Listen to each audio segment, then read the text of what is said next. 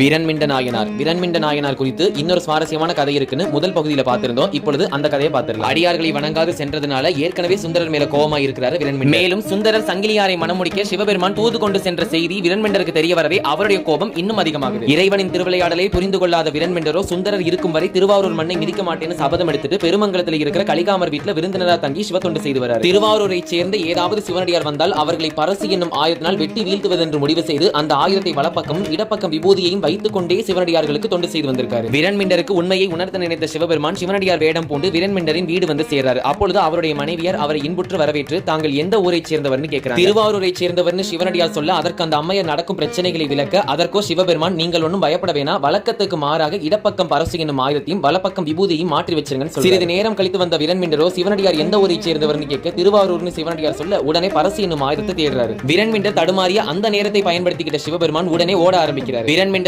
ஆயுதத்தை எடுத்துக்கிட்டு விடாது சிவனடியாரை துரத்தி செல்ல சிவபெருமானோ திருவாரூர்க்குள்ள போயிடுறாரு. துரத்திய வண்ணமே சென்றதுனால தான் எடுத்த சபதத்தை மறந்துட்டு திருவாரூர்க்குள்ள போறாரு விரண்மிண்டர். சிவனடியாரும் அங்கேயே நின்று இது திருவாரூர் மண்ணு சொல்லவே உடனே விரண்மிண்டரோ தன்னுடைய காலையை வெட்டிக்கிறாரு. சோதிக்க மனமில்லாத சிவபெருமான் திருவாரூர் இறைவனாகவே காட்சி கொடுக்கிறாரு விரண்மிண்டர். நடந்தவற்றை எல்லாம் விலக்கி கூற விரண்மிண்டரோ இறைவனை மனசார ஏத்துக்கிறாரு. பிறகு இப்பேற்பட்ட ஒருவன் தான் சிவபூதகணங்களுக்கு தலைவனாக இருக்க வேண்டும்னு அவரை தலைவனாக நியமித்ததோடு நாயன்மார்கள் அந்தஸ்தையும் கொடுத்தார். மேலும் விரண்மிண்டர் வேளாளர் குலத்தை சேர்ந்தவர். இவருக்குரிய பூசை நாளாக சித்திரை மாதம் திருவாதிரை நட்சத்திரம் ரொம்ப விசேஷமா சொல்றாங்க.